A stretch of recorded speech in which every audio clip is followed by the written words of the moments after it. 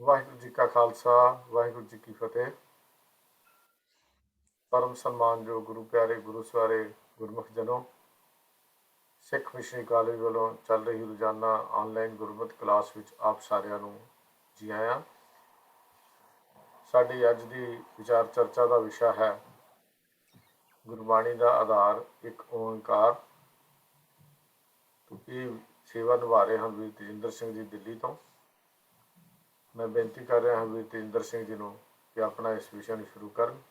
वीर तेजिंदर सिंह जी, वाहिगुरू जी का खालसा, वाहिगुरू जी की फतेह।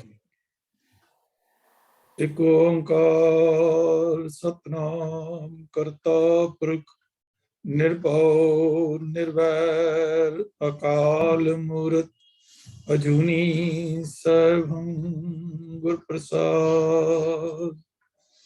वाहिगुरु वाहिगुरु वाहिगुरु वाहिगुरु वाहिगुरु वाहिगुरु। वाहिगुरु जी का खालसा, वाहिगुरु जी की फतेह। परम सत्कारयोग गुरमुख प्यारे भैन जी ते वीर जी, जो सिख मिशनरी कॉलेज दी जो USA वाली गुरमत क्लास है उस विच जो शामिल हुए हैं, आप सारिਆਂ ਨੂੰ जी आए आखदे हुए ਅੱਜ ਦੀ जो विचार है जो आप जी दे नाल डिस्कशन करनी है वो है कि एक ओंकार गुरबाणी ਦਾ आधार। तो ਅੱਜ ਦੀ ਵਿਚਾਰ ਵਿੱਚ ਅਸੀਂ ਇੱਕ ਓंकार ਨੂੰ ਸਮਝਣ ਦੀ ਕੋਸ਼ਿਸ਼ ਕਰਾਂਗੇ ਕਿ ਇੱਕ ਓंकार ਕੀ ਹੈ ਤੇ ਗੁਰਬਾਣੀ ਦਾ ਆਧਾਰ ਹੈ। ये दो पॉइंट के उपर ही असीं अज डिस्कशन जिहड़ी है अपनी रखनी है। मैं ये सब तो पहला ये गल करना चाहांगा आप जी दे नाल सांझी कि एक ओंकार दे नाल सानू जो इंट्रोड्यूस कराया है, जो साडी सांझ पाई है, वो धन गुरु नानक पातशाह जी ने पाई है।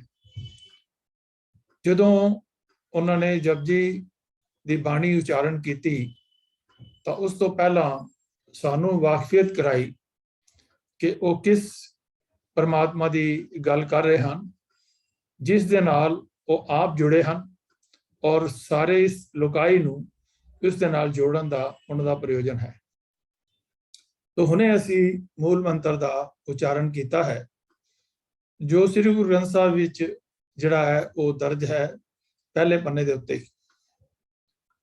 तो जदों असी एक ओंकार की गल करते हैं तो असी ये समझते हैं कि ये सारी सृष्टि का आधार है, कि सारी सृष्टि ही वो एक ओंकार दे जिहड़ी है वो परमात्मा की जो लखायक है एक ओंकार उससे परधारित है। और गुरबाणी जिहड़ी है सारी ही गुरबाणी, अगर सारे गुरु ग्रंथ साहिब का विषा सेंट्रल आइडिया है तो वो एक ओंकार है। और फिर उसकी प्राप्ति की गल भी शुरू विच ही धन गुरु नानक पातशाह जी ने कर दी कि वो एक ओंकार जड़ा के सत है और जिसकी जिहड़ी उच्चारण है वो भी एक ओंकार है। तो एक जड़ा है अखरी एक लिखा है, तो एक अखर का मतलब यह है कि 2 3 या 4 नहीं, वो मल्टीपल नहीं है। एक ओंकार केवल एक है। तो वो ओंग लिखा है। ओंग दे बारे जड़ा ओ शब्द है वो संस्कृत का शब्द है। तो अमरकोश अनुसार इस दे 3 अर्थ हैं। पहला है वेद आदि धर्म पुस्तकों के आरंभ अते अखीर विच अरदास या किसी पवित्र धर्म कारज के आरंभ विच अखर वो पवित्र अखर जान के वरता जाता है।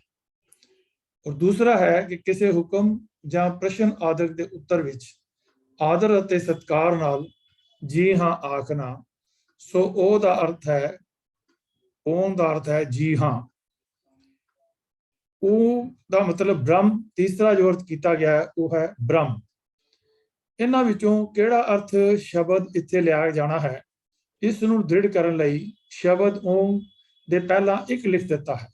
इसका भाव यह है कि इत्थे ओम दा अर्थ है वो हस्ती जो एक है, जिस वर्गा होर कोई नहीं है अते जिस विच सारा जगत समा जाता है। तो ये 3 जिहड़े गुण हैं परमात्मा दे ਉਹ ਇੱਥੇ ਦੱਸੇ ਹਨ। ਔਰ ਫਿਰ ਤੀਜਾ ਹਿੱਸਾ ਜਿਹੜਾ ਇੱਕ ਹੋ ਗਿਆ ਅੱਖਰ ਇੱਕ, ਕਿ 1 2 3 ਨਹੀਂ ਹਨ। दूसरा है ओम, तो जिसका अर्थ लिया गया है कि इत्थे वो हस्ती है जिस वर्गा होर कोई नहीं है ਅਤੇ ਜਿਸ ਵਿੱਚ ਇਹ ਸਾਰਾ ਜਗਤ ਸਮਾ ਜਾਂਦਾ ਹੈ। तो ਤੀਜਾ ਹਿੱਸਾ ਹੈ ਕਾਰ ਦਾ, ਜਿਸ ਦਾ ਉਚਾਰਨ ਹੈ ਕਾਰ। ਕਾਰ ਸੰਸਕ੍ਰਿਤ ਦਾ ਇੱਕ ਪਿਛੇਤਰ ਹੈ। ਆਮ ਤੌਰ ਤੇ ਇਹ ਪਿਛੇਤਰ ਨਾਮ ਦੇ ਅਖੀਰ ਵਿੱਚ ਵਰਤਿਆ ਜਾਂਦਾ ਹੈ। ਇਸ ਦਾ ਅਰਥ ਹੈ ਇੱਕ ਰਸ ਜਿਸ ਵਿੱਚ ਤਬਦੀਲੀ ਨਾ ਆਵੇ। ਇਸ ਪਿਛੇਤਰ ਦੇ ਲਾਣ ਨਾਲ ਨਾਵਾਂ ਦੇ ਲਿੰਗ ਵਿੱਚ ਕੋਈ ਫਰਕ ਨਹੀਂ ਪੈਂਦਾ। ਭਾਵ ਜੇ ਨਾਮ ਪਹਿਲਾ ਪੁਲਿੰਗ ਹੈ ਤਾਂ ਇਸ ਦੇ ਪਿਛੇਤਰ ਤੇ ਲਗਾਇਆ ਵੀ ਪੁਲਿੰਗ ਹੀ ਰਹਿੰਦਾ ਹੈ। ਜੇ ਪਹਿਲਾ ਇਸਤਰੀ ਲਿੰਗ ਹੋਵੇ ਤਾਂ ਇਸ ਦੇ ਪਿਛੇਤਰ ਦੇ ਸਮੇਤ ਵੀ ਇਸਤਰੀ ਲਿੰਗ ਹੀ ਰਹਿੰਦਾ ਹੈ। ਜਿਵੇਂ ਪੁਲਿੰਗ ਨੰਨਾਕਾਰ ਨਾ ਕੋਈ ਕਰੇਈ, ਰਾਖੈ ਆਪ ਵਡਿਆਈ ਦੇਈ, ਗੌੜੀ ਮੱਲਾ ਪਹਿਲਾ। ਕੀਮਤ ਸੋ ਪਾਵੈ ਆਪ ਜਨਾਵੈ, ਆਪ ਅਭੁੱਲ ਨ ਭੁੱਲੈ, ਜੈ ਜੈਕਾਰ ਕਰੈ ਤੁਧ ਭਾਵੈ, ਗੁਰ ਕੈ ਸ਼ਬਦ ਅਮੁੱਲੈ, ਸੂਹੀ ਮੱਲਾ ਪਹਿਲਾ। ਸਹਿਜੇ ਰੁਣ ਚੁਨਕਾਰ ਸੁਹਾਇਆ, ਤਾਂ ਕੈ ਕਾਰ ਪਾਰ ਬ੍ਰਹਮ ਸਮਾਇਆ, ਗੌੜੀ ਮੱਲਾ ਪੰਜਵਾਂ। ਇਹ ਜੋ 3 ਪ੍ਰਮਾਣ ਦਿੱਤੇ ਹਨ ਇਹ ਪੁਲਿੰਗ ਦੇ ਹਨ ਕਿ ਅਗਰ ਪੁਲਿੰਗ ਅੱਖਰ ਦੇ ਨਾਲ ਕਾਰ ਲੱਗ ਜਾਂਦੀ ਹੈ ਤਾਂ ਉਸਦੇ ਜੋ ਲਿੰਗ ਹੈ ਉਸ ਦੇ ਵਿੱਚ ਕੋਈ ਫਰਕ ਨਹੀਂ ਆਉਂਦਾ ਹੈ। ਔਰ ਦਾ ਅਰਥ ਜਿਹੜਾ ਹੁੰਦਾ ਹੈ ਉਹ ਲਗਾਤਾਰ ਹੋ ਜਾਂਦਾ ਹੈ। ਜਿਵੇਂ ਰੁਣ ਚੁਨਕਾਰ ਸੁਹਾਇਆ, ਰੁਣ ਚੁਨਕਾਰ ਭਾਵ ਲਗਾਤਾਰ ਜਿਹੜੀ ਹੈ ਇਹ ਆਵਾਜ਼ ਜਿਹੜੀ ਹੈ ਉਹ ਆ ਰਹੀ ਹੈ। ਤੋ ਇਸਤਰੀ ਲਿੰਗ ਜਿਹੜੇ ਲਫ਼ਜ਼ਾਂ ਹਨ ਉਹਨਾਂ ਦੇ 1-2 ਐਗਜ਼ਾਮਪਲ ਦੇਖਦੇ ਹਾਂ। ਦਇਆ ਧਾਰੀ ਤਿੰਨ ਧਾਰਨ ਹਾਰ, ਬੰਧਨ ਤੇ ਹੋਈ ਛੁਟਕਾਰ। ਤੋ ਛੁਟਕਾਰ ਦੇ ਨਾਲ ਵੀ ਕਾਰ ਲਗਾਈ ਗਈ ਹੈ। ਰਾਮਕਲੀ ਮਹਿਲਾ ਪੰਜਵਾਂ। ਮੇਘ ਸਮੇਂ ਮੋਰ ਨਿਰਤਕਾਰ, ਨਿਰਤਕਾਰ ਕਰਦੇ ਹਨ, ਲਗਾਤਾਰ ਕਰਦੇ ਹਨ। ਚੰਦ ਦੇਖ ਬਿਕਸੇ ਕੌਲਾਰ, ਬਸੰਤ ਮਹਿਲਾ ਪੰਜਵਾਂ। ਦੇਖ ਰੂਪ ਅਤ ਅਨੂਪ, ਮੋਹ ਮਹਾ ਮਗ ਭਈ, ਕਿੰਕਨੀ ਸ਼ਬਦ ਚਨਤਕਾਰ ਖੇਲ ਪਾਏ ਜਿਉ। ਤੋ ਝਨਕਾਰ ਝਨਕਾਰ ਜੀ ਝਨਕ ਝਨਕ ਦੀ ਆਵਾਜ਼ ਹੈ, ਛਨਕ ਛਨਕ ਦੀ, ਉਹ ਲਗਾਤਾਰ ਜਿਹੜੀ ਆ ਰਹੀ ਹੈ। ਸੋਹੀਏ ਮਹੱਲੇ ਚੌਥੇ ਕੇ ਦੇ ਵਿੱਚ ਲਿਖਿਆ ਹੈ। ਇਸ ਪਿਛੇਤਰ ਦੇ ਲੱਗਣ ਨਾਲ ਇਹਨਾਂ ਸ਼ਬਦਾਂ ਦੇ ਅਰਥ ਇਉਂ ਕਰਦੇ ਹਨ। ਨੰਨਾਕਾਰ ਇੱਕ ਰਸ, ਇਨਕਾਰ ਸਦਾ ਲਈ ਇਨਕਾਰ। ਜੈਕਾਰ ਲਗਾਤਾਰ ਜੈ ਜੈ ਦੀ ਗੂੰਜ। ਨਿਰਤਕਾਰ ਇੱਕ ਰਸ ਨਾਚ। ਝਨਤਕਾਰ ਇੱਕ ਰਸ ਸੋਹਣੀ ਆਵਾਜ਼। ਪਿਛੇਤਰ ਕਾਰ ਦੇ ਲਾਣ ਤੋਂ ਬਿਨਾਂ ਅਤੇ ਲਗਾਨ ਨਾਲ ਦੋਹਾਂ ਤਰ੍ਹਾਂ ਦੇ ਸ਼ਬਦਾਂ ਦੇ ਅਰਥਾਂ ਵਿੱਚ ਫਰਕ ਲਿਖੇ ਪ੍ਰਮਾਣਾਂ ਤੋਂ ਸ਼ਬਦ ਜਿਹੜਾ ਸਪਸ਼ਟ ਹੋ ਜਾਂਦਾ। ਹੇਠ ਲਿਖੇ ਪ੍ਰਮਾਣਾਂ, ਹੇਠ ਦੱਸੇ ਪ੍ਰਮਾਣਾਂ ਤੋਂ। ਘਰ ਮੈਂ ਘਰ ਦਿਖਾਏ ਦੇ, ਸੋ ਸਤਿਗੁਰ ਪੁਰਖ ਸੁਜਾਨ। ਪੰਜ ਸ਼ਬਦ ਤੁਨਕਾਰ ਧੁਨ, ਤੈ ਬਾਜੈ ਸ਼ਬਦ ਨਿਸ਼ਾਨ। ਧੁਨ ਆਵਾਜ਼, ਤੁਨਕਾਰ ਲਗਾਤਾਰ ਨਾਦ, ਅਟੁੱਟ ਆਵਾਜ਼। ਇਸੇ ਤਰ੍ਹਾਂ ਮਨ ਭੋਲੋ ਸਿਰ ਆਵੈ ਭਾਰ, ਮਨ ਮਾਨੈ ਹਰ ਏਕੰਕਾਰ, ਗੌੜੀ ਮਹਿਲਾ ਪਹਿਲਾ। ਸੋ ਏਕੰਕਾਰ, ਏਕ ਓੰਕਾਰ, ਉਹ ਇੱਕ ਓੰਗ ਜੋ ਇੱਕ ਰਸ ਹੈ ਜੋ ਹਰ ਥਾਂ ਵਿਆਪਕ ਹੈ। ਸੋ ਇੱਕ ਓੰਕਾਰ ਦਾ ਉਚਾਰਨ ਹੈ ਇੱਕ ਏਕ ਓੰਕਾਰ, ਅਤੇ ਇਸ ਦਾ ਅਰਥ ਹੈ ਇੱਕ ਅਕਾਲ ਪੁਰਖ ਜੋ ਇੱਕ ਰਸ ਵਿਆਪਕ ਹੈ। ਸੋ ਅਸੀਂ ਇਹ ਦੇਖਿਆ ਹੈ ਕਿ ਇਸ ਦੇ ਅਰਥ ਜਿਹੜੇ ਹਨ ਉਹ ਇੱਕੋ ਜਿਹੇ ਹੀ ਹਮੇਸ਼ਾ ਜਿਹੜੇ ਹਨ। ਉਹ ਜਿਹੜੀ ਉਸ ਦੇ ਨਾਲ ਆਵਾਜ਼ ਆਉਂਦੀ ਹੈ ਜਾਂ ਜੋ ਵੀ ਐਕਸ਼ਨ ਹੈ ਉਸ ਨੂੰ ਲਗਾਤਾਰ ਕਰਕੇ ਸਾਨੂੰ ਜਿਹੜਾ ਹੈ ਉਹ ਸਮਝਾਇਆ ਗਿਆ ਹੈ। ਤੋ ਇਸ ਤੋਂ ਬਾਅਦ ਜਿਹੜੇ ਹਨ ਉਹ ਬਾਕੀ ਜਿਹੜੇ ਮੂਲ ਮੰਤਰ ਦੇ ਵਿੱਚ ਜਿਹੜੇ ਪ੍ਰਭੂ ਦੇ ਜਿਹੜੇ ਅਕਾਲ ਪੁਰਖ ਦੇ ਜਿਹੜੇ ਏਕ ਓਂਕਾਰ ਦੇ ਜਿਹੜੇ ਗੁਣ ਦੱਸੇ ਗਏ ਹਨ ਉਹਨਾਂ ਦੇ ਵਿਚਾਰ ਹੈ। ਖੈਰ ਉਹ ਅੱਜ ਦਾ ਵਿਸ਼ਾ ਨਹੀਂ ਹੈ, ਤੋ ਇਸ ਲਈ ਉਸ ਬਾਰੇ ਅਸੀਂ ਜ਼ਿਆਦਾ ਡੂੰਘਾਈ ਵਿੱਚ ਨਹੀਂ ਜਾਣਾ ਹੈ। ਸੋ 10 ਗੁਰੂਆਂ ਦੀ ਜੋ ਤੁਰਕੀ ਜੋਤ ਨੂੰ ਤੁਰਕੀ ਬਾਣੀ ਵਿੱਚ ਅਭੇਦ ਜੋ ਕੀਤਾ ਹੈ, ਇਹ ਬਾਣੀ ਗੁਰੂ ਹੈ ਬਾਣੀ ਵਿੱਚ ਬਾਣੀ ਅੰਮ੍ਰਿਤ ਸਾਰੇ, ਗੁਰਬਾਣੀ ਕਹੈ ਸੇਵਕ ਜਨ ਮਾਨੈ, ਪ੍ਰਤੱਖ ਗੁਰੂ ਨਿਸਤਾਰੇ। ਤੋ ਪਰਮਾਤਮਾ ਇੱਕ ਹੈ। ਅਸੀਂ ਦੇਖਿਆ ਏਕ ਓਂਕਾਰ ਦੇ ਬਾਰੇ ਜਾਣਕਾਰੀ ਲਈ ਹੈ ਕਿ ਇਹ ਪਾਰ ਬ੍ਰਹਮ ਦਾ ਰਖਾਇਕ ਹੈ, ਅਕਾਲ ਦੇ ਸਰੂਪ ਦਾ ਸੰਕੇਤਕ ਹੈ। ਤੋ ਇਸ ਦਾ ਅਸੀਂ ਡਿਟੇਲ ਜਿਹੜੀ ਹੈ ਦੇਖੀ ਹੈ। तो ਇਹ ਕਈ ਇੱਕ ਓੰਕਾਰ ਦਾ ਉਚਾਰਨ ਇੱਕ ਓਮ ਕਰਦੇ ਹਨ ਜੋ ਕਿ ਅਸ਼ੁੱਧ ਹੈ। ਸਨਾਤਨੀ ਜੋ ਪੰਡਤ ਹਨ ਉਹ ਉਹਨਾਂ ਦੇ ਅਨੁਸਾਰ ਕਿ ਓਮ ਦਾ ਉਚਾਰਨ ਜਿਹੜੇ ਹੈ ਉਹ ਕੇਵਲ ਜਿਹੜੇ ਉੱਚ ਜਾਤੀ ਵਾਲੇ ਕਰ ਸਕਦੇ ਹਨ, ਨੀਵੀਂ ਜਾਤੀ ਵਾਲੇ ਓਮ ਦਾ ਉਚਾਰਨ ਨਹੀਂ ਕਰ ਸਕਦੇ। ਲੇਕਿਨ ਇੱਕ ਓੰਕਾਰ ਦਾ ਉਚਾਰਨ ਸਾਰੇ ਵਰਨਵੰਡ, ਸਾਰੇ ਜਿਹੜੇ ਹਨ, ਹਰੇਕ ਮਨੁੱਖ ਮਾਤਰ ਜਿਹੜਾ ਹੈ ਉਹ ਕਿਸੇ ਵੀ ਜਗ੍ਹਾ ਤੇ ਰਹਿੰਦਾ ਹੈ, ਕਿਸੇ ਵੀ ਕਿਤੇ ਕਰਨ ਵਾਲਾ ਹੈ, ਕਿਸੇ ਵੀ ਰੇਸ ਨਾਲ ਉਹਦਾ ਸੰਬੰਧ ਹੈ, ਉਹ ਹਿੰਦੂ ਹੈ, ਮੁਸਲਮਾਨ ਹੈ, ਸਿੱਖ ਹੈ, ਈਸਾਈ ਹੈ, ਉਹ ਸਾਰੇ ਹੀ ਓਮ ਦਾ ਉਚਾਰਨ ਕਰ ਸਕਦੇ ਹਨ। ਇੱਕ ਓੰਕਾਰ ਉਚਾਰਨ ਕਰਨ ਦੇ ਨਾਲ ਉਹਨਾਂ ਦਾ ਮਨ ਪਵਿੱਤਰ ਹੁੰਦਾ ਹੈ, ਉਹਨਾਂ ਦੀ ਆਤਮਾ ਪਵਿੱਤਰ ਹੁੰਦੀ ਹੈ ਔਰ ਉਹਨਾਂ ਦੇ ਆਪਸ ਵਿੱਚ ਜਿਹੜਾ ਹੈ ਪ੍ਰੇਮ ਪਿਆਰ ਜਿਹੜਾ ਹੈ ਵੱਧਦਾ ਹੈ। तो गुरु जी ने ओम तो पहला एक लगा के सब नू इसका हक दिता उचारण ते सिमरन दा कि इस एक ओंकार नू सारे ही उचार सकते हैं। ओम विच अते ओड़ा ऐड़ा ते मां अखर हैं। भाव इहदे अर्थ जिहड़े पंडितां ने कढे हन वो हन कि ओम दा अर्थ जिहड़ा है, ऊ दा अर्थ है सूरज, ऐड़े दा अर्थ है अग्नि और मां दा अर्थ है वायु। लेकिन इसकी डिटेल नहीं दी गई है किस तरीके नाल इन सूरज, अग्नि और वायु नूं लिया है। लेकिन ये उन्हां दा वैदिक जिहड़ा काल दे विच ये उन्होंने इसकी विचारधारा जिहड़ी है वो एक्सप्लेनेशन दी। पुराणक काल दे विच ओम विच ब्रह्मा, विष्णु ते महेश दा निवास मन्निया गया है। मांडुके उपनिषद विच ओम नूं ओंकार लिखिया मिलता है। वैदिक मंत्रां दे रूप विच ओम, ओंकार ते गुरबाणी वाले एक ओंकार नूं एक नहीं मन्निया गया है कि जिहड़े वैदिक मंत्रां दे विच ओम या ओंकार अखर आया है वो उसका और एक ओंकार दे नाल कोई कनैक्शन नहीं है, कोई सिमिलरिटी नहीं है। अर्थ अते सिद्धांत भी अभिन्नता का कारण है। एक ओंकार एक अखंड निराकार परमेश्वर अपनी सृष्टि का करता है, अपनी प्रकृति विच निवास रखता होया भी एक है और सृष्टि प्रकृति पहला भी एक सी ते हुण भी जिहड़ी है वो एक है। उस विच अनेकता हुंदियां होया भी एकता है, कोई भिन्नता नहीं है। प्रभु सत स्वरूप है, अनेकता का कोई जिहड़ा है प्रभाव नहीं पैंदा एक ओंकार दे उत्ते या एक ओंकार नूं मनण वालियां दे। आद सच, जुगाद सच, है भी सच, नानक होसी भी सच। ये मूल मंत्र जो है उस तो बाद जपजी साहब के आरंभ तो पहला यह श्लोक जिहड़ा है वो लिखा गया है।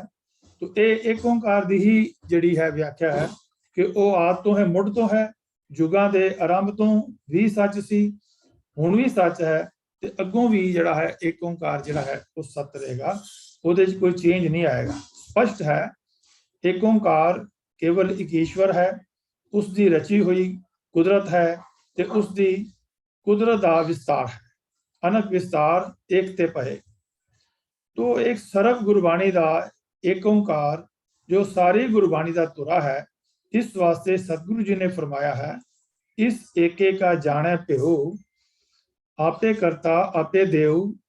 930 अंक के ऊपर सतगुरु जी ने फरमाया है सब में वर्तै एको सोए, जिसनू कृपा करे तिस प्रगट होए। जिससे मेहर करता है उसके अंदर इस एक ओंकार का ज्ञान जिहड़ा है वो प्रगट होता है। पन्ना 931 दो मूल मंत्र विच एक ओंकार एक अंक नूं रखा गया है। ये अंक 10, 100, 1000, लख, करोड़ आदि अनेका रूप धारदा होया भी केवल एक ही रहता है। भाव वो एक अकाल पुरख ने अनेका ही जिहड़े हन वो संसार दे विच कीता पसाओ एको कुआओ, तिसते होए लख दरियाओ। आप ही ने आप साज के आप ही ने रचियो नाम, दुई कुदरत साजिए कर आसन डिठा चाओ। सो इन्ना सृष्टि का विस्तार करने के बावजूद भी वो घट घट में हर जू बसे, हर पदार्थ के अंदर जेता कीता तेता नाम, विन नावे नाही को था। तो उन्होंने सारियां दे विच रहिंदा होया भी परमात्मा अपने आप विच अपने सत स्वरूप दे विच वो कायम है। एक ओंकार रब दे सतगुरु जी ने जो अर्थ स्पष्ट किए हैं कि एक परमेश्वर का ये लखायक है, एक परमेश्वर ही एक ओंकार है। एक ओंकार नाम भी है, नामी भी है, ਤੇ ਨਾਮ ਨਾਮੀ ਅਭਿੰਨ ਹਨ। ਨਾਮ ਨਾਮੀ ਭਾਵ ਅਕਾਲ ਪੁਰਖ ਤੇ ਉਹਦੇ ਗੁਣ ਜਿਹੜੇ ਹਨ ਉਹਨਾਂ ਦੇ ਵਿੱਚ ਕੋਈ ਫਰਕ ਨਹੀਂ ਹੈ। ਸਾਰੇ ਗੁਣਾਂ ਦੇ ਵਿੱਚ ਅਕਾਲ ਪੁਰਖ ਆਪ ਸਮਾਇਆ ਹੋਇਆ ਹੈ ਔਰ ਸਾਰੇ ਗੁਣ ਅਕਾਲ ਪੁਰਖ ਦੇ ਵਿੱਚੋਂ ਹੀ ਆਏ ਹਨ। ਨਾਨਕ ਨਿਰਗੁਣ ਗੁਣ ਕਰੇ, ਗੁਣਵੰਤਿਆ ਗੁਣ ਦੇ, ਤੇਹਾ ਕੋਈ ਨਾ ਸੂਝਈ, ਜੇ ਤਿਸ ਗੁਣ ਕੋਈ ਕਰੇ। ਤੇ ਇਹ ਸਾਰੇ ਗੁਣ ਉਸ ਅਕਾਲ ਪੁਰਖ ਦੇ ਹਨ। ਇੱਕ ਪਰਮਾਤਮਾ ਦਾ ਸਰੂਪ ਪ੍ਰਗਟ ਕੀਤਾ ਹੈ। पूर रहा सर्वत्र में मन सदा त्याई, पूर रहा सब ठाए हमारा खसम सोए, एक साहिब सिर छत दूजा नाही कोय। 398 अंक के ऊपर महाराज ने फरमाया है। पूर रहा सर्वत्र में मन सदा त्याई, साहिब मेरा एको है, एको है भाई एको है। 350 अंक के ऊपर सतगुरु जी ने फरमाया है। एक अंकार अवर नहीं दूजा, नानक एक समाई। पन्ना 930 के ऊपर वर्णन किया है।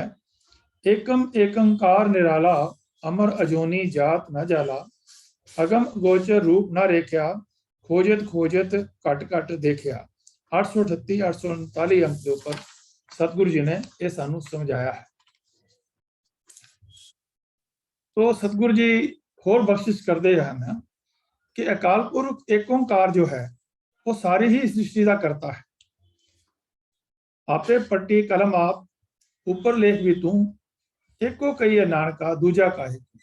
कि इस सृष्टि का करता, सब लेख लिखन वाला, सब कर्म करने वाला, करवाने वाला वो परमात्मा केवल आप है। ये विचार आप जी ने 1291 अंक के ऊपर श्री गुरु ग्रंथ साहिब विच सुभायमान है। तो गुरबाणी विच फरमाया है कि अजिही ही जड़ियां हन ईश्वरी जड़ियां नेम हन, ये अखरां दे अधीन नहीं हैं। कि ये गुरफरमान है इस बारे, ये अखर खिर जाएंगे, वो अखर इनमें ना है। 340 अंक के ऊपर सतगुरु जी ने स्पष्ट किया है। भाई गुरदास जी ने भी फरमाया है, एका एक अंकार लिख दिखा लिया, ऊड़ा ओंकार पास बहा लिया। पौड़ी तीजी दे अंदर ये अंकत है। एक अंकार एकार लिख ऊड़ा ओ अंकार लिखाया। ये भी भाई गुरदास जी का जिहड़ा है वो बचन हैं। दशमेश पिता जी ने जाप साहब दे विच भी ये कर किया है, ओंकार आद कथनी अनाद।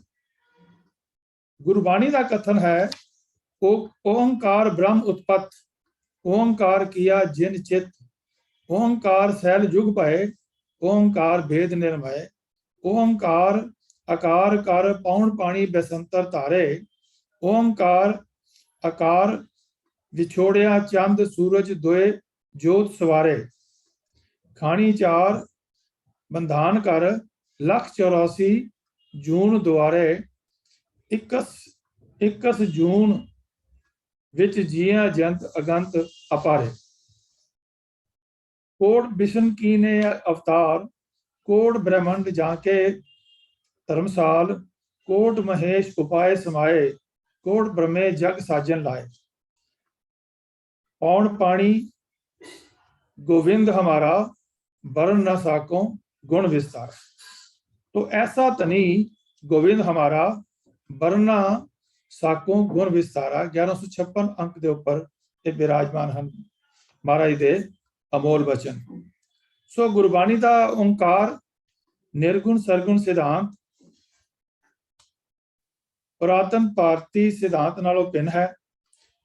वो एक ओंकार अगम गोचर निर्गुण हुंदा होया भी गुणा का सागर है। सरगुण हो करके सारे गुणा तो जो है वो रहत भी है, सारे गुण उहदे अंदरों आए हैं। लेकिन उस संसार दे विच निर्गुण स्वरूप, निर्गुण सरगुण निरंकार, सुन समाधि आप, आपन किया नानका आपे ही फिर जाप। सो ये विचार जो एक ओंकार दे बारे असीं आप जी दे नाल साझे कीते हैं। तो आओ असी हुण आराम दे विच देखिए कि गुरु ग्रंथ साहिब की बाणी के बारे, जो इस एक ओंकार का आधार सारी बाणी है, उस बाणी दे विचों ये सानू की समझ आउंदी है। तो गुरु ग्रंथ साहिब जी की बाणी के बारे असी ये कह सकते हाँ कि ये अमृत ਗੁਰੂ ਗ੍ਰੰਥ ਸਾਹਿਬ ਜੀ ਅੰਮ੍ਰਿਤ ਨਾਲ ਭਰਿਆ ਹੋਇਆ ਸਾਗਰ ਹੈ। ਸਾਗਰ ਖਾਰਾ ਹੁੰਦਾ ਹੈ, ਪਰ ਗੁਰਬਾਣੀ ਨਾਲ ਭਰਪੂਰ ਸਾਗਰ ਜੋ ਹੈ ਮਿੱਠਾ ਹੈ। ਜੋ ਇਸ ਵਿੱਚੋਂ ਅੰਮ੍ਰਿਤ ਬਾਣੀ ਨੂੰ ਪਹੁੰਚਦੇ ਹਨ ਉਹ ਅਮਰ ਹੋ ਜਾਂਦੇ ਹਨ, ਭੈ ਰਹਿਤ ਹੋ ਜਾਂਦੇ ਹਨ। ਗੁਰੂ ਅਰਜਨ ਦੇਵ ਪਾਤਸ਼ਾਹ ਜੀ ਨੇ ਮੁੰਦਾਵਣੀ ਦੇ ਸਿਰਲੇਖ ਹੇਠ ਬਾਣੀ ਤੋਂ ਬਾਅਦ ਇਹ ਵਰਣਨ ਕੀਤਾ ਹੈ, ਥਾਲ ਵਿੱਚ ਤਿੰਨ ਵਸਤੂ ਪਈਓ, ਸਤ ਸੰਤੋਖ ਵਿਚਾਰੋ, ਜੇ ਕੋ ਖਾਵੈ ਜੇ ਕੋ ਪਹੁੰਚੈ ਤਿਸ ਕਾ ਹੋਏ ਉਧਾਰੋ। ਇਹ ਵਿਚਾਰ ਸਾਨੂੰ ਸਤਿਗੁਰੂ ਜੀ ਨੇ, ਪੰਚਮ ਪਾਤਸ਼ਾਹ ਜੀ ਨੇ ਦਿੱਤੇ ਹਨ ਕਿ ਇਹ ਜੋ ਮੁੰਦਾਵਣੀ ਤੇ ਲਿਖਿਆ ਹੈ, ਜੋ ਗੁਰਬਾਣੀ ਦਾ ਇਹ ਜੋ ਥਾਲ ਭਰ ਕੇ ਰੱਖਿਆ ਹੈ, ਇਸ ਥਾਲ ਦੇ ਵਿੱਚ ਸਤ ਸੰਤੋਖ ਜਿਹੜਾ ਹੈ ਉਸ ਦੀ ਵਿਚਾਰ ਜਿਹੜੀ ਹੈ ਉਹ ਦਿੱਤੀ ਗਈ ਹੈ। तो इस विच की चीज है, मैं आपके सामने मुंदावनी दे भी अर्थ क्लीयर करना चाहना हाँ। मुंदावनी का मतलब मुद, टू प्लीज, प्रसन्न करना, मोदयति, मुंदावनी या मुंदावनी, आत्मक प्रसन्नता देने वाली वस्तु। सो पंचम पातशाह ने इस गुरु ग्रंथ साहब दे भी जो विचारधारा, जो वस्तु सानू प्रसन्न करने वाली, साड़ी आत्मक उन्नति, आत्मक प्रसन्नता देने वाली जो बाणी है, उस बारे सानू दस रहे हैं कि थाल विच तीन वस्तु पईओ, सत संतोख विचारो। उस मनुख दे हिरदे थाल विच ऊंचा आचरण, सत संतोख अते आत्मक जीवन दी सूझ, ये तीन वस्तुआं जड़ियां हां वो टिकियां हैं। अमृत नाम ठाकुर का पयो, जिसका सब आधारो। जिस मनुख दे हिरदे थाल विच ये जो बाणी गुरु ग्रंथ साहब के अंदर है, वो बाणी जड़ी सत संतोख और सत और संतोख और जो विचार ये अंदर रखा गया है, उस वो अपने अंदर अगर धारण करता है तो उसके अंदर जीवन भी जो परिवर्तन आ जाता है, वो है अमृत नाम ठाकर का पयो, जिसका सब सुधारो। जिस मनुख के हृदय थाल विच परमात्मा का आत्मक जीवन देन वाला नाम आवस्था है, ये अमृत नाम ऐसा है कि इसका आसरा हरेक जीव लई जरूरी है। अमृत नाम ठाकर का पयो, जिसका सब सधारो, जे को खावै जे को पुंचै तिसका होए उधारो। इस आत्मक भोजन नूं जे कोई मनुख सदा खांदा रहिंदा है तां उस मनुख दा विकारां तो बचाव हो जाता है। यही विचार तीसरे पातशाह गुरु अमरदास पातशाह जी ने भी सोरठ की वार दे विच सानू बख्शिश कीते हन। 645 अंक के उपर, थाले विच तै वस्तु पईओ, हर भोजन अमृत सार, जित खादे मन तृप्ति है, पाई है मोख द्वार। ये भोजन अलभ है संतो, लब है गुर विचार। तो इस अमृत बाणी के बारे गुरु ग्रंथ साहब की बाणी दे विच सानू फरमा रहे हैं तीजे पातशाह, जिस हिरदे रूपी थाल विच सत संतोख ते विचार तीन चीज़ां आ पईयां हन, उस हिरदे थाल विच श्रेष्ठ अमृत भोजन हरि का नाम परोसिया जाता है। जित खादे मन तृप्ति है, पाई है मोख द्वार। जिस दे खाद्या मन रज जाता है ते विकारां तो खलासी का दर प्राप्त होता है। ये भोजन अलभ है संतो, लभ है गुर विचार। हे संत जनों, ये भोजन दुर्लभ है, सतगुरु की दसी हुई विचार राही ही ये प्राप्त होता है। आसा राग के अंदर चौथे पातशाह जी ने 442 अंक के ऊपर फरमाया है कि रत्ना रतन पदार्थ बहु सागर भरिया राम, बाणी गुरबाणी लागे तिन हाथ चढ़िया राम। भाव ये मनुखा शरीर मानो एक समुद्र है जो आत्मक जीवन के श्रेष्ठ गुणा रूप अनेका रत्ना नाल नकानक भरिया पिया है। बाणी गुरबाणी लागे तिन हाथ चढ़िया राम, जेड़े मनुख हर वेले सतगुर की बाणी में अपना मन जोड़ी रखते हैं। ये बाणी की महानता है, गुरबाणी की महानता दर्शा रहे हैं। उन्होंने ये रतन जड़े हैं अपने अंदरों ही जड़े हैं वो लभ जाते हैं। गुरबाणी लागे तिन हाथ चढ़िया, निर्मोलक रतन अपारा। जेड़े मनुख हर वेले सतगुर की बाणी विच जुड़ते हैं, उन्होंने ये रतन पदार्थ होते हैं। दूसरी गल फरमाई है सोरठ राग विच भगत कबीर जी ने कि साडे अंदरों जड़ा अंधेरा काम क्रोध लोभ मोह करके साडे अंदर जो इग्नोरेंस है, सानू सही रस्ता परमात्मा के बारे सानू ज्ञान नहीं है। असी देवी देवतियां के चक्कर में पे हाँ, ਅਸੀਂ ਪੱਥਰਾਂ ਦੀ ਪੂਜਾ ਦੇ ਵਿੱਚ ਚੱਕਰ ਵਿੱਚ ਪਏ ਹਾਂ, ਅਸੀਂ ਪ੍ਰਕਿਰਤੀ ਦੀ ਪੂਜਾ ਦੇ ਚੱਕਰ ਵਿੱਚ ਪਏ ਹੋਏ ਹਾਂ, ਤੇ ਇਸ ਕਰਕੇ ਅਸੀਂ ਮਾਇਆ ਦੇ ਅੰਧੇਰੇ ਦੇ ਘੁੱਪ ਹਨੇਰੇ ਦੇ ਵਿੱਚ ਅਸੀਂ ਜਿਹੜੇ ਹਾਂ ਉਹ ਠੇਡੇ ਖਾ ਰਹੇ ਹਾਂ। ਤੋ ਕਬੀਰ ਸਾਹਿਬ ਫਰਮਾਉਂਦੇ ਹਨ, ਅੰਧਿਆਰਾ ਹੈ ਅੰਧਿਆਰੇ ਦੀਪਕ ਚਾਹੀਏ, ਹਨੇਰੇ ਵੀ ਤਾਂ ਦੀਵੇ ਦੀ ਲੋੜ ਹੁੰਦੀ ਹੈ। ਇੱਕ ਬਸਤ ਅਗੋਚਰ ਲਈਏ ਤਾਂ ਕਿ ਅੰਦਰੋਂ ਉਹ ਹਰੀ ਨਾਮ ਪਦਾਰਥ ਮਿਲ ਪਏ ਜਿਸ ਤੱਕ ਇੰਦਰੀਆਂ ਦੀ ਪਹੁੰਚ ਨਹੀਂ ਹੋ ਸਕਦੀ। ਇਸ ਤਰ੍ਹਾਂ ਧਾਰਮਿਕ ਪੁਸਤਕਾਂ ਪੜ੍ਹਨ ਨਾਲ ਉਹ ਗਿਆਨ ਦਾ ਦੀਵਾ ਮਨ ਵਿੱਚ ਜਗਣਾ ਚਾਹੀਦਾ ਹੈ, ਜਿਸ ਨਾਲ ਅੰਦਰ ਵਸਤਾ ਰੱਬ ਲੱਭ ਪਏ। ਬਸਤ ਅਗੋਚਰ ਪਾਈ, ਜਿਸ ਮਨੁੱਖ ਨੇ ਉਹ ਅਪਹੁੰਚ ਹਰਿਨਾਮ ਪਦਾਰਥ ਜਿਸ ਨੂੰ ਮਿਲ ਜਾਂਦਾ ਹੈ, ਘਾਟ ਦੀਪਕ ਰਿਹਾ ਸਮਾਈ, ਉਸ ਦੇ ਅੰਦਰ ਉਹ ਦੀਵਾ ਫਿਰ ਸਦਾ ਟਿਕਿਆ ਰਹਿੰਦਾ ਹੈ। ਕਹਿ ਕਬੀਰ ਅਬ ਜਾਣਿਆ, ਜਬ ਜਾਣਿਆ ਤੋ ਮਨ ਮਾਨਿਆ। ਕਬੀਰ ਆਖਦਾ ਹੈ, ਉਸ ਅਪਹੁੰਚ ਹਰਿਨਾਮ ਪਦਾਰਥ ਨਾਲ ਮੇਰੀ ਵੀ ਜਾਣ ਪਛਾਣ ਹੋ ਗਈ ਹੈ। ਜਬ ਜਾਣਿਆ ਤੋ ਮਨ ਮਾਨਿਆ, ਜਦ ਤੋਂ ਜਾਣ ਪਛਾਣ ਹੋਈ ਹੈ, ਮੇਰਾ ਮਨ ਉਸ ਵਿੱਚ ਹੀ ਪਰਚ ਗਿਆ ਹੈ। ਸਤਿਗੁਰ ਦਾ ਜੋ ਸ਼ਬਦ ਹੈ, ਜੋ ਗੁਰਬਾਣੀ ਹੈ, ਉਹ ਸਾਡੇ ਵਾਸਤੇ ਇੱਕ ਜਗਦਾ ਚਾਨਣ ਹੈ, ਚਾਨਣ ਦਾ ਦੀਵਾ ਹੈ। ਇਹ ਭਾਈ, ਜਿਸ ਮਨ ਅੰਦਰ ਵਿੱਚ ਗੁਰੂ ਦੇ ਸ਼ਬਦ ਦੀਵੇ ਦੀ ਰਾਹੀਂ ਆਤਮਿਕ ਜੀਵਨ ਦਾ ਚਾਨਣ ਹੋ ਜਾਂਦਾ ਹੈ। ਸਤਿਗੁਰ ਸ਼ਬਦ ਉਜਾਰੋ ਦੀਪਾ, ਬਿਲਾਵਲ ਮਹਿਲਾ ਪੰਜਵਾਂ, 821 ਅੰਕ ਦੇ ਉੱਪਰ ਇਹ ਬੋਲ ਜਿਹੜੇ ਹਨ ਸੁਭਾਇਮਾਨ ਹਨ। ਬਿਨ ਸਿਓ ਅੰਧਕਾਰ ਤੈ ਮੰਦਿਰ, ਰਤਨ ਕੋਠੜੀ ਖੁੱਲੀ ਅਨੂਪਾ। ਰਹਾ, ਉਸ ਮਨ ਮੰਦਰ ਵਿੱਚ ਆਤਮਿਕ ਗੁਣ ਰਤਨਾ ਦੀ ਬੜੀ ਸੁੰਦਰ ਕੋਠੜੀ ਖੁੱਲ ਜਾਂਦੀ ਹੈ, ਜਿਸ ਦੀ ਬਰਕਤ ਨਾਲ ਨੀਵੇਂ ਜੀਵਨ ਵਾਲੇ ਹਨੇਰੇ ਦਾ ਉਥੋਂ ਨਾਸ ਹੋ ਜਾਂਦਾ ਹੈ। ਤੋ ਇਸ ਨਾਲ ਕੀ ਅਵਸਥਾ ਕੀ ਬਣਦੀ ਹੈ? ਬਿਸਮਨ ਬਿਸਮ ਪਏ ਜੋ ਵੇਖਿਓ, ਕਹਿ ਨਾ ਜਾਏ ਵਡਿਆਈ। ਉਸ ਚਾਨਣ ਦੇ ਵਿੱਚ ਕੀ ਅਵਸਥਾ ਬਣਦੀ ਹੈ, ਉਸ ਦਾ ਵਰਣਨ ਕਰਨਾ ਮੁਸ਼ਕਲ ਹੈ। ਗੁਰੂ ਸ਼ਬਦ ਦੀਵੇ ਦੇ ਚਾਨਣ ਵਿੱਚ, ਗੁਰਬਾਣੀ ਦੇ ਚਾਨਣ ਵਿੱਚ ਜਦੋਂ ਅੰਦਰ ਵਸਦੇ ਪ੍ਰਭੂ ਦਾ ਦਰਸ਼ਨ ਹੁੰਦਾ ਹੈ, ਤਦੋਂ ਮੇਰ ਤੇਰ ਵਾਲੀਆਂ ਸਭੇ ਸੁਧਾਂ ਭੁੱਲ ਜਾਂਦੀਆਂ ਹਨ, ਪਰ ਉਸ ਅਵਸਥਾ ਦੀ ਵਡਿਆਈ ਬਿਆਨ ਨਹੀਂ ਕੀਤੀ ਜਾ ਸਕਦੀ। ਇਸ ਵੇਲੇ ਉਹ ਗੁਰੂ ਦਾ ਬਖਸ਼ਿਆ ਹੋਇਆ ਚਾਨਣ ਜਿਹੜਾ ਹੈ ਉਹ ਸਾਨੂੰ ਪ੍ਰਾਪਤ ਹੁੰਦਾ ਹੈ। ਤੋ ਸ੍ਰੀ ਰਾਗ ਵਿੱਚ ਵੀ ਤੀਸਰੇ ਪਾਤਸ਼ਾਹ ਜੀ ਨੇ 67 ਅੰਕ ਦੇ ਉੱਪਰ ਵੀ ਇਹੀ ਗੱਲ ਸਾਨੂੰ ਦ੍ਰਿੜ ਕਰਵਾਈ ਹੈ। ਗੁਰਬਾਣੀ ਇਸ ਜਗ ਮੇ ਚਾਨਣ, ਕਰਮ ਵਸੈ ਮਨ ਆਏ। ਸਤਿਗੁਰ ਦੀ ਬਾਣੀ ਇਸ ਜਗਤ ਵਿੱਚ ਜੀਵਨ ਦੇ ਰਸਤੇ ਵਿੱਚ ਚਾਨਣ ਕਰਦੀ ਹੈ।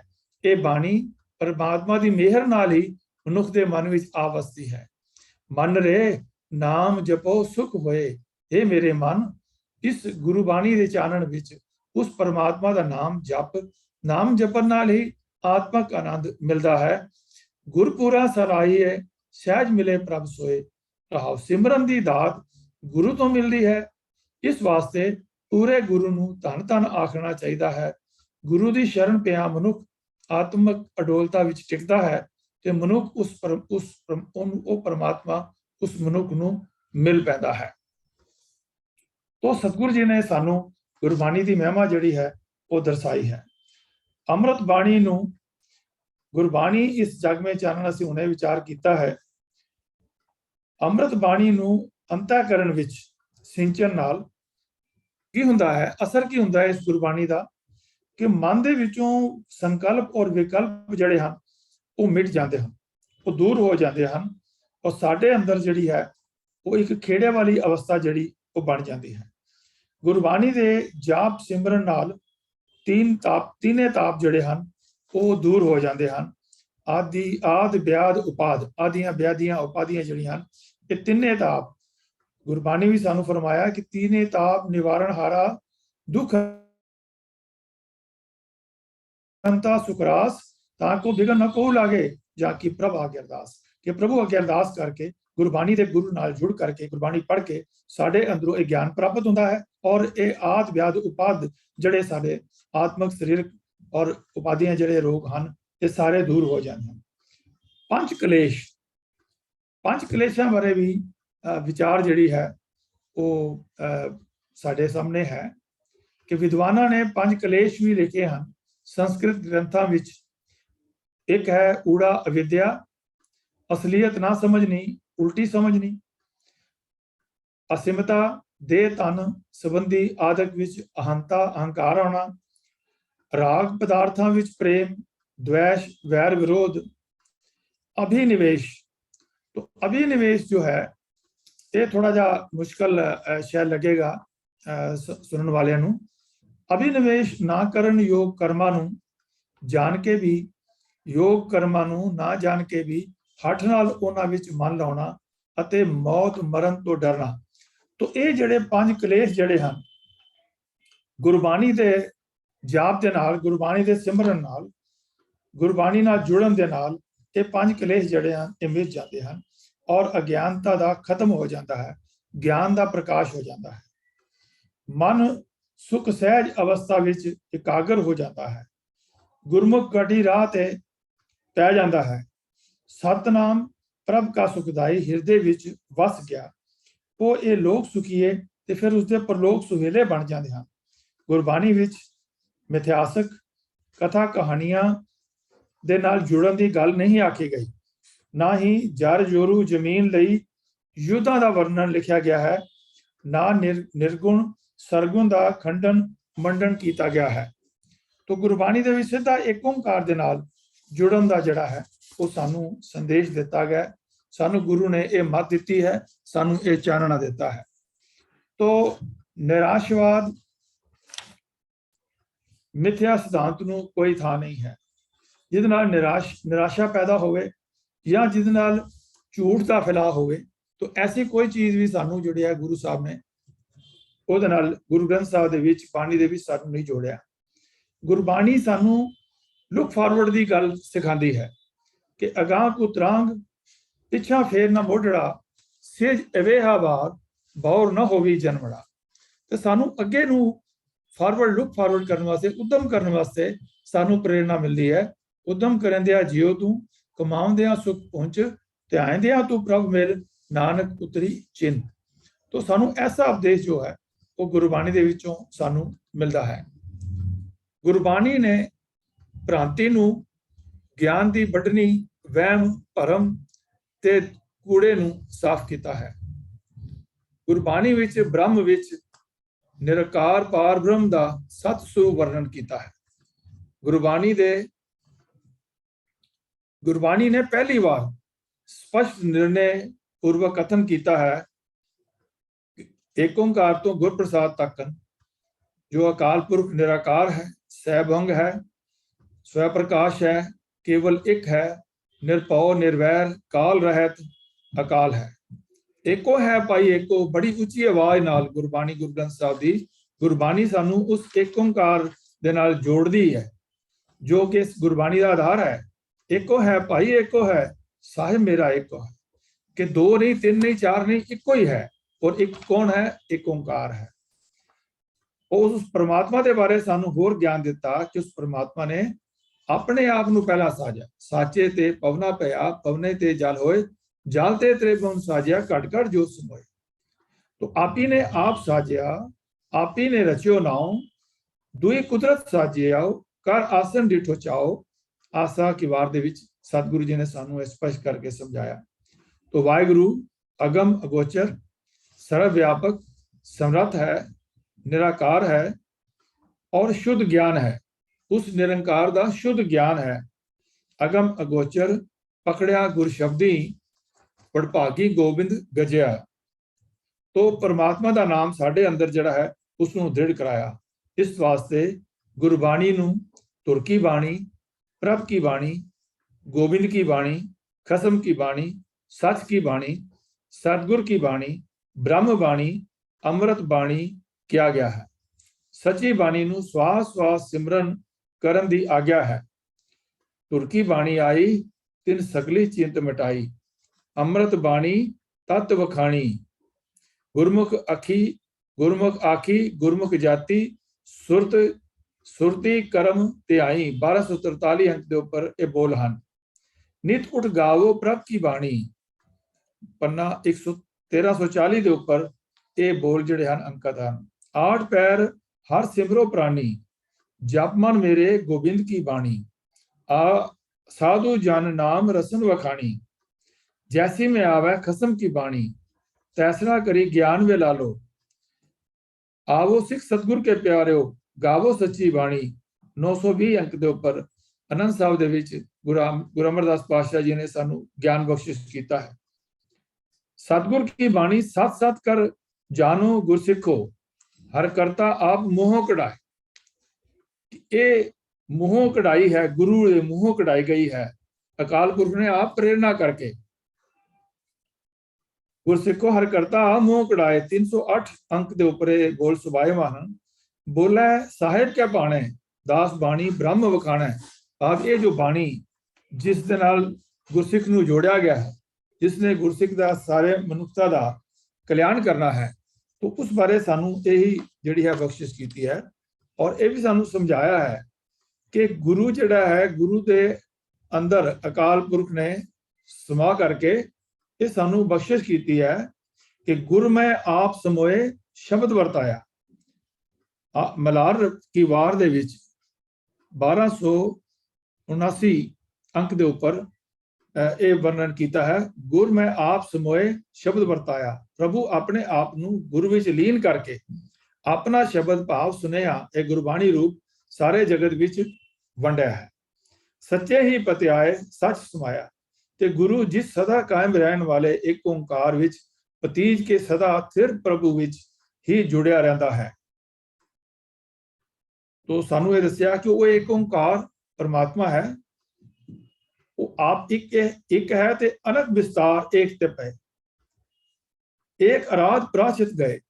ਗੌੜੀ ਸੁਖਮਣੀ ਮਹਿਲਾ ਪੰਜਵਾਂ ਵਿੱਚ 299 ਅੰਕ ਦੇ ਉੱਪਰ ਸਤਿਗੁਰੂ ਜੀ ਨੇ ਫਰਮਾਇਆ ਹੈ, ਅਨੰਤ ਵਿਸਤਾਰ ਏਕ ਤੇ ਪਏ।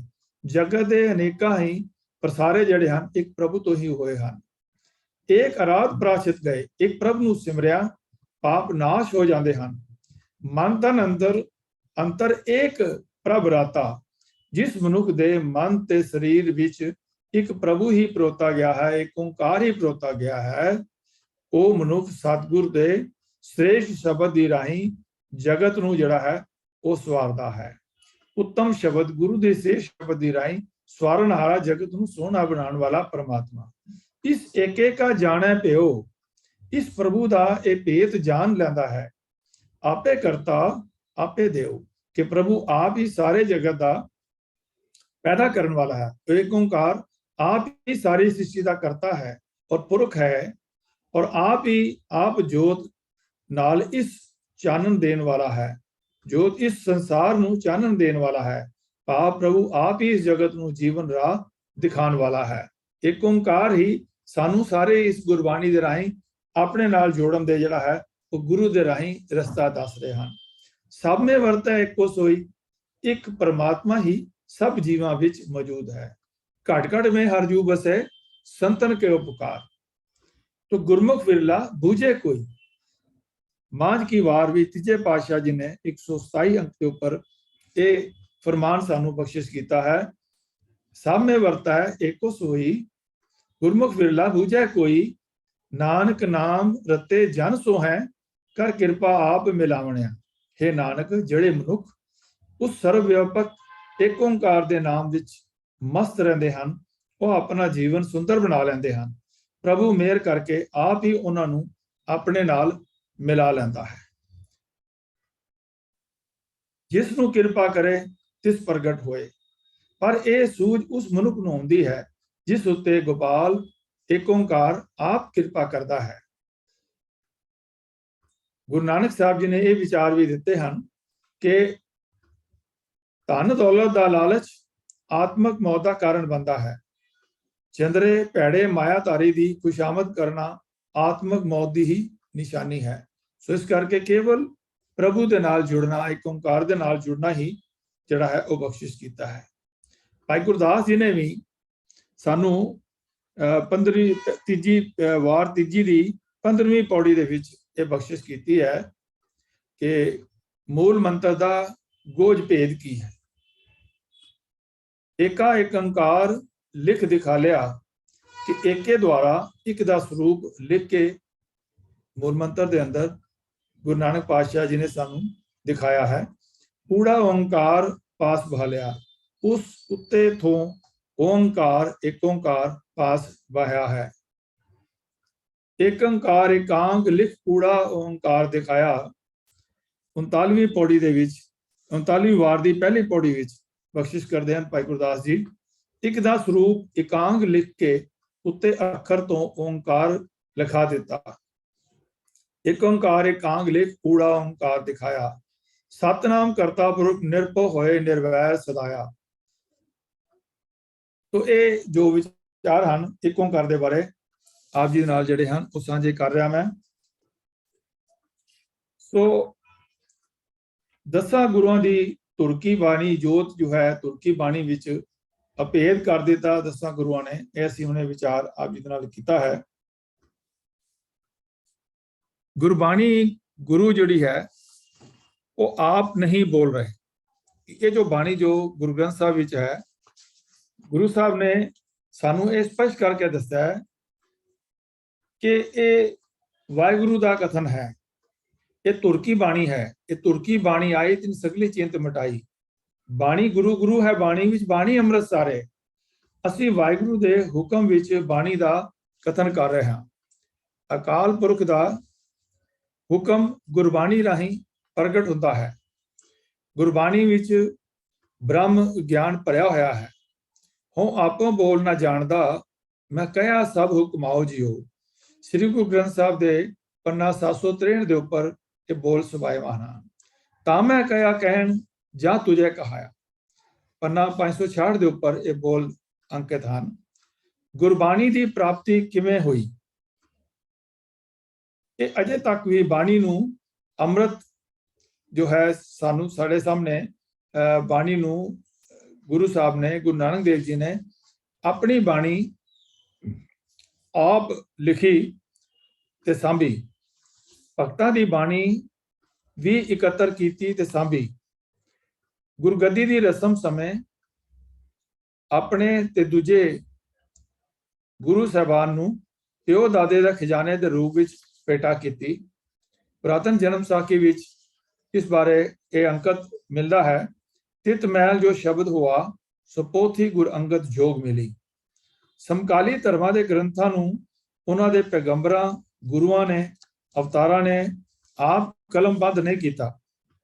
ਗੀਤਾ, ਕੁਰਾਨ, ਤੋਰੇਂਤ, ਜੰਬੂਰ, ਅੰਜੀਲ, ਬਾਈਬਲ ਆਦਿ ਬਹੁਤ ਦੇਰ ਤੱਕ ਇਹ ਗ੍ਰੰਥ ਮੌਖਿਕ ਚੱਲਦੇ ਰਹੇ। ਭਾਵ ਸੀਨਾ ਬਸੀਨਾ ਹੀ ਲੋਕੀ ਸੁਣਾਉਂਦੇ ਰਹੇ। ਤੁਰਕੀ ਬਾਣੀ ਸ੍ਰੀ ਗੁਰੂ ਅਰਜਨ ਦੇਵ ਜੀ ਨੇ ਆਪਣੀ ਦੇਖ ਰੇਖ ਵਿੱਚ ਰਾਮਸਰ ਦੇ ਰਮਨੀਕ ਸਥਾਨ ਤੇ ਆਪਣੀ ਨਿਗਰਾਨੀ ਵਿੱਚ ਭਾਈ ਗੁਰਦਾਸ ਜੀ ਤੋਂ ਤੇ ਬਾਅਦ ਵਿੱਚ ਦਮਦਮਾ ਸਾਹਿਬ ਸਾਬੋ ਕੀ ਤਲਵੰਡੀ ਵਿਖੇ ਭਾਈ ਮਨੀ ਸਿੰਘ ਜੀ ਤੋਂ ਗੁਰੂ ਗੋਬਿੰਦ ਸਿੰਘ ਜੀ ਨੇ ਲਿਖਵਾਈ ਔਰ ਨੌਵੇਂ ਪਾਤਸ਼ਾਹ ਗੁਰੂ ਤੇਗ ਬਹਾਦਰ ਸਾਹਿਬ ਦੀ ਬਾਣੀ ਇਸ ਦੇ ਅੰਦਰ ਅੰਕਿਤ ਕੀਤੀ।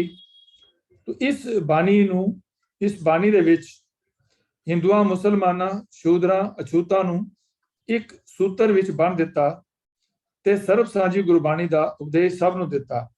ਖੱਤਰੀ, ਬ੍ਰਾਹਮਣ, ਸੂਦ, ਵੈਸ਼ ਉਪਦੇਸ਼ 4 ਵਰਨਾ ਕੋ ਸਾਂਝਾ। ਭਾਵੇਂ ਇੱਥੇ 4 ਵਰਨਾਂ ਦੀ ਗੱਲ ਕੀਤੀ ਗਈ ਹੈ, ਲੇਕਿਨ ਸਤਿਗੁਰ ਦਾ ਮਤਲਬ ਕੇਵਲ ਇਹਨਾਂ ਵਰਨਾਂ ਨੂੰ ਹੀ ਉਪਦੇਸ਼ ਦੇਣਾ ਨਹੀਂ ਸੀ, ਸਗੋਂ ਇਹ ਸਾਰੀ ਲੁਕਾਈ ਨੂੰ, ਭਾਵੇਂ ਕੋਈ ਕਿਸੇ ਵੀ ਦੇਸ਼ ਮਜ਼ਹਬ ਦੇ ਵਿੱਚ ਰਹਿਣ ਵਾਲਾ ਹੈ, ਕਿਸੇ ਧਰਮ ਨੂੰ ਮੰਨਣ ਵਾਲਾ ਹੈ, ਗਲੋਬ ਦੇ ਵਿੱਚ, ਦੁਨੀਆ ਦੇ ਵਿੱਚ ਕਿਤੇ ਵੀ ਰਹਿੰਦਾ ਹੈ, ਉਹ ਇਸ ਬਾਣੀ ਨੂੰ ਪੜ੍ਹ ਸਕਦਾ ਹੈ। ਕੋਈ ਗਾਵੇ ਕੋ ਸੁਣੇ, ਜਿਹੜਾ ਇਸ ਨੂੰ ਕੋਈ ਵੀ ਸੁਣ ਲਵੇ ਔਰ ਆਪਣੇ ਮਨ ਵਿੱਚ ਵਸਾ ਲਏ। ਕੋਈ ਗਾਵੇ ਕੋ ਸੁਣੇ ਹਰ ਨਾਮਾ ਚਿਤਲਾਏ, ਕਹੋ ਕਬੀਰ ਸੰਸਾ ਨਹੀਂ ਅੰਤ ਪਰਮਗਤ ਪਾਏ। ਉਹ ਪਰਮਗਤ ਪ੍ਰਾਪਤ ਕਰ ਸਕਦਾ ਹੈ। ਇਹ ਬਾਣੀ ਜਿਹੜੀ ਹੈ ਉਹ ਵਰਨਾ ਤੋਂ, ਚਿਹਨਾਂ ਤੋਂ ਉੱਪਰ ਹੈ, ਇਹ ਨਸਲਾਂ ਤੋਂ ਉੱਤੇ ਹੈ।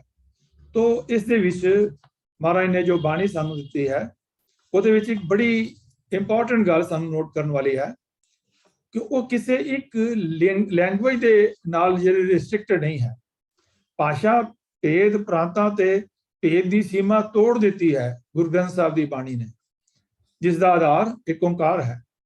ਉੱਤਰ, ਦੱਖਣ, ਪੂਰਬ, ਪੱਛਮ ਨੂੰ ਇੱਕ ਕਰ ਦਿੱਤਾ ਹੈ ਤੇ ਬ੍ਰੋਕਨ ਆਲ ਬੈਰੀਅਰਸ, ਬਾਉਂਡਰੀਜ਼ ਸਭ ਤੋੜ ਦਿੱਤੀਆਂ ਕਿ ਕਿਸੇ ਪਾਸਿਓਂ ਵੀ ਕੋਈ ਆ ਸਕਦਾ ਹੈ। ਸਤ ਕਿਸੇ ਵੀ ਭਾਸ਼ਾ ਵਿੱਚ, ਸ਼੍ਰੇਣੀ ਵਿੱਚ, ਪ੍ਰਾਂਤ ਵਿੱਚ ਸੀ, ਉਹ ਗੁਰਬਾਣੀ ਦੇ ਸੰਗ੍ਰਹਿ ਵਿੱਚ ਸ਼ਾਮਲ ਕਰਕੇ ਗੁਰਬਾਣੀ ਦਾ ਆਧਾਰ ਬਣਾ ਕੇ ਜੋ ਹੈ ਅਮਰ ਕਰ ਦਿੱਤਾ। ਭਾਵ ਸੱਚ ਬੋਲਣ ਵਾਲਾ, सच दी विचार करने वाला, सच का प्रचार करने वाला, वो किसी भी कोने विच बैठा सी। भावें वो बाबा फरीद किसी जगह के उपर बैठा है, ਉਹਦੇ ਪੈਰਾਕਾਰਾਂ ਕੋਲੋਂ ਜਾ ਕਰਕੇ ਉਥੋਂ ਬ੍ਰਹਮ ਫਰੀਦ ਕੋਲੋਂ ਬਾਣੀ ਇਕੱਤਰ ਕੀਤੀ। ਕਬੀਰ ਸਾਹਿਬ ਦੇ ਔਰ ਨਾਮਦੇਵ ਦੇ ਜੀ ਦੇ, ਰਵਿਦਾਸ ਜੀ ਦੇ, ਹੋਰ ਜਿਹੜੇ 15 ਭਗਤ ਹਨ, ਉਹਨਾਂ ਦੀ ਬਾਣੀ ਨੂੰ ਗੁਰੂ ਨਾਨਕ ਪਾਤਸ਼ਾਹ ਜੀ ਨੇ ਆਪ ਉਦਮ ਕਰਕੇ ਇਕੱਠਾ ਕੀਤਾ, ਉਹਨੂੰ ਸਾਂਭ ਕੇ ਰੱਖਿਆ। ਕਿਉਂ ਸਾਂਭ ਕੇ ਰੱਖਿਆ? ਕਿ ਇਹਦੇ ਅੰਦਰ ਸੱਚ ਦੀ ਗੱਲ ਹੈ, ਇੱਕ ਓਂਕਾਰ ਦੀ ਗੱਲ ਹੈ, ਕਿਸੇ ਮਨੁੱਖ ਦੀ ਗੱਲ ਨਹੀਂ, ਕਿਸੇ ਦੇਵੀ ਦੇਵਤੇ ਦੀ ਗੱਲ ਨਹੀਂ ਹੈ। ਸੋ ਗੁਰਬਾਣੀ ਦਾ ਆਧਾਰ की है? सत है। सत की है? एक ओंकार है। तो भाई गुरदास जी की एक पंक्ति विच सच पछाण के गुरबाणी विच शामिल किया। सारंग राग विच अंकित छाड़ मन हर बेमुखन भगत सूरदास जी की एक पंक्ति नूं विच सच पछाण के गुरबाणी विच शामिल किया। सारंग राग विच पंक्ति है, छाड़ मन हर बेमुखन को संग। यही सिद्धांत अगे रखा कि सच की कोई मनुखी सीमा नहीं होंदी है। एक लाइन विच भी सच है और पूरे ग्रंथ विच भी सच है और परमात्मा भी सच है। सो ये जिहड़ी सिंक्रनाइजेशन है, इसनूं भी नोट करने वाली गल है। नामा छीबा फिर नीवी जात वाला, भावें वो जिसनूं लोकी अपने घर नहीं सन वड़न देंदे, जिसका एक बहुत नीवें स्तर का उन्होंने बंदा समझ सन कि जिन्हों धर्म की गल करन दी जिहड़ी है वो आगे नहीं है, अधिकार ही नहीं है।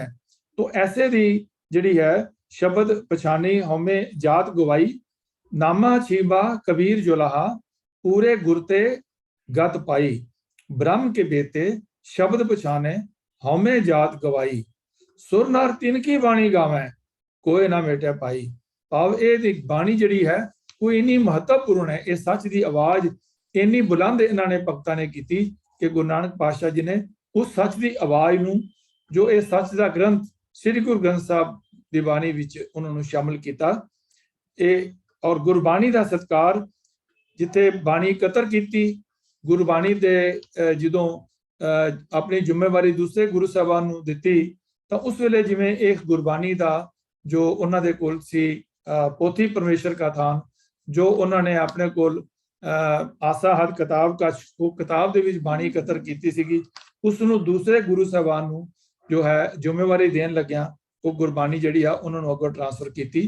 ते अगले गुरु साहब ने अपनी बाणी उहदे अंदर ऐड करके फिर अगले बाणी नूं इस तरह सीना पसीना जिहड़ी है वो अगे जिहड़ी है चलती रही है।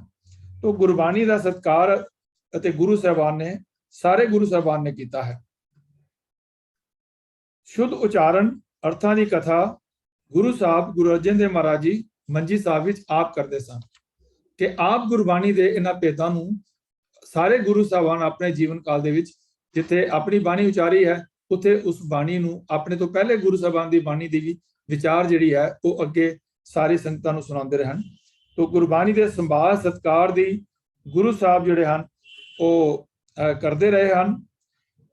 और इतिहास सानूं दसदा है गुरु हरराय साहब जी छेती नाल उठण करके एक संगतां बाणी पढ़ रही सन, बाणी का इन्ना सत्कार सीगा कि वह पलंग ते बैठे हुए सन, तो उन्होंने कहा कि मेरे गुरु की बाणी कोई सुना रहा है तो मैं किवें मंजी ते बैठा। तो उठन लगे तो उन्होंने गोडे ते सट लग गई।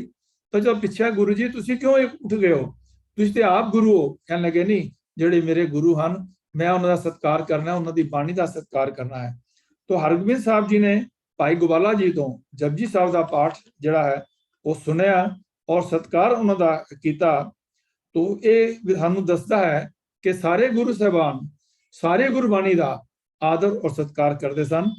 गुरु अर्जन देव जी ने जिस दिन श्री हरमंदर साहब के अंदर जो पोथी परमेश्वर का थान आदि ग्रंथ का जो जड़ा है प्रकाश किया हरमंदर साहब के अंदर, तो उस दिन कोठा साहब दे विच गुरु ग्रंथ साहब की जिहड़ी भीड़ सीगी, आदि ग्रंथ की भीड़ सी, उसनूं उस पलंग के उत्ते जिहड़ा है विराजमान किया और आप थले चादर विछा करके वो सौंदे रहे। हुण भी दरबार साहब के अंदर जिथे गुरु ग्रंथ साहब की कीर्तन तो बाद समाप्ति दीवान तो बाद महाराज की भीड़ ले जाई जाती है, उस स्थान पर कोठा साहब के उपर हुण भी चादर जिहड़ी है विछाई गई हुंदी है, प्रतीक है कि गुरु अर्जन देव जी महाराज कितना सत्कार करते सन।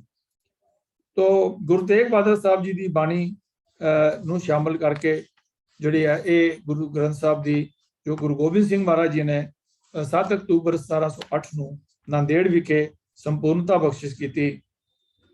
ਤੋ ਗੁਰੂ ਗੋਬਿੰਦ ਸਿੰਘ ਜੀ ਨੇ ਆਦ ਤੋਂ ਅੰਤ ਤੱਕ ਅਰਥਾਂ ਦੀ ਜੋ ਪਰਪਾਟੀ ਹੈ ਉਹ ਚਲਾਈ ਔਰ ਦਮਦਮਾ ਸਾਹਿਬ ਵਿਖੇ ਆਪ ਗੁਰਬਾਣੀ ਦੀ ਇਹ ਕਥਾ ਜਿਹੜੀ ਹੈ ਉਹ ਕਰਦੇ ਰਹੇ ਔਰ ਉੱਥੇ ਹੀ ਉਹਨਾਂ ਨੇ ਇਹ ਟਕਸਾਲਾਂ ਵੀ ਕਾਇਮ ਕੀਤੀਆਂ ਕਿ ਜਿਹੜੀਆਂ ਕਿ ਭਾਈ ਮਨੀ ਸਿੰਘ ਜੀ ਦੇ ਨੂੰ ਸੌਂਪੀ ਕਿ ਤੁਸੀਂ ਇਸ ਦਾ ਜਿਹੜਾ ਹੈ ਉਹ ਅਰਥ ਬਾਣੀ ਦੇ ਜਿਹੜੇ ਸਾਰੇ ਅੱਗੇ ਕਰਨੇ ਹਨ। ਤੋ ਤੁਰਕੀ ਬਾਣੀ ਨੂੰ ਗੁਰੂ ਗੋਬਿੰਦ ਸਿੰਘ ਜੀ ਨੇ ਸ੍ਰੀ ਗੁਰੂ ਗ੍ਰੰਥ ਸਾਹਿਬ ਦੀ ਜੋ ਦਰਜਾ ਦਵਾਇਆ ਕਿ ਆਗਿਆ ਪਈ ਅਕਾਲ ਕੀ ਤਬੇ ਚਲਾਇਓ ਪੰਥ ਸਭ ਸਿੱਖਣ ਕੋ ਹੁਕਮ ਹੈ ਗੁਰੂ ਮਾਨਿਓ ਗ੍ਰੰਥ। ਤੋ ਗੁਰੂ ਗ੍ਰੰਥ ਜਿਹੜੀ ਹੈ ਉਸ ਨੂੰ ਗੁਰੂ ਔਰ ਜਿਹੜੀ ਸਰੀਰਕ ਜ਼ਿੰਮੇਵਾਰੀ ਸੀ ਉਹ ਖਾਲਸਾ ਪੰਥ ਨੂੰ ਬਖਸ਼ਿਸ਼ ਕੀਤੀ ਪੰਜਾਂ ਪਿਆਰਿਆਂ ਨੂੰ ਔਰ ਜਿਹੜੀ ਆਤਮਾ ਦੀ ਜਿਹੜੀ ਹੈ ਜ਼ਿੰਮੇਵਾਰੀ ਉਹ ਗੁਰਬਾਣੀ ਗੁਰੂ ਗ੍ਰੰਥ ਸਾਹਿਬ ਨੂੰ ਦਿੱਤੀ। ਸੋ ਉਹ ਅੱਜ ਅਸੀਂ ਵਿਚਾਰ ਇਹ ਕੀਤੀ ਹੈ ਕਿ ਗੁਰਬਾਣੀ ਦਾ ਆਧਾਰ ਏਕ ਓੰਕਾਰ ਹੈ, ਏਕ ਓੰਕਾਰ ਸਾਰੀ ਸ੍ਰਿਸ਼ਟੀ ਦਾ ਆਧਾਰ ਹੈ। ਤੋ ਅਸੀਂ ਕਿਉਂਕਿ ਉਸ ਪਰਮਾਤਮਾ ਦੇ ਨਾਲ ਜੁੜਨਾ ਹੈ ਇਸ ਕਰਕੇ ਉਸ ਗੁਰੂ ਗ੍ਰੰਥ ਸਾਹਿਬ ਦੇ ਵਿੱਚ ਜੋ ਗੁਰੂ ਨੇ ਭਗਤਾਂ ਨੇ ਜੋ ਸਿੱਖਾਂ ਨੇ ਗੁਰਸਿੱਖਾਂ ਨੇ ਜੋ ਭੱਟਾਂ ਨੇ ਜੋ ਬਾਣੀ ਜਿਹੜੀ ਉਚਾਰਨ ਕੀਤੀ ਹੈ ਉਹ ਸਾਰੀ ਹੀ ਸਾਡੇ ਵਾਸਤੇ ਜਿਹੜੀ ਹੈ ਉਹ ਏਕ ਓੰਕਾਰ ਦੇ ਜੁੜਨ ਦਾ ਇੱਕ ਵਸੀਲਾ ਹੈ। ਸੋ ਅੱਜ ਦੇ ਵਿਚਾਰ ਨੂੰ ਇੱਥੇ ਹੀ ਸੰਕੋਚਦੇ ਹੋਏ ਆਪ ਜੀ ਤੋਂ ਮੈਂ ਭੁੱਲਾਂ ਦੀ ਖਿਮਾ ਮੰਗਦਾ ਹਾਂ ਔਰ ਗੱਜ ਕੇ ਫਤਿਹ ਬੁਲਾਓ ਜੀ। ਵਾਹਿਗੁਰੂ ਜੀ ਕਾ ਖਾਲਸਾ ਵਾਹਿਗੁਰੂ ਜੀ ਕੀ ਫਤਿਹ।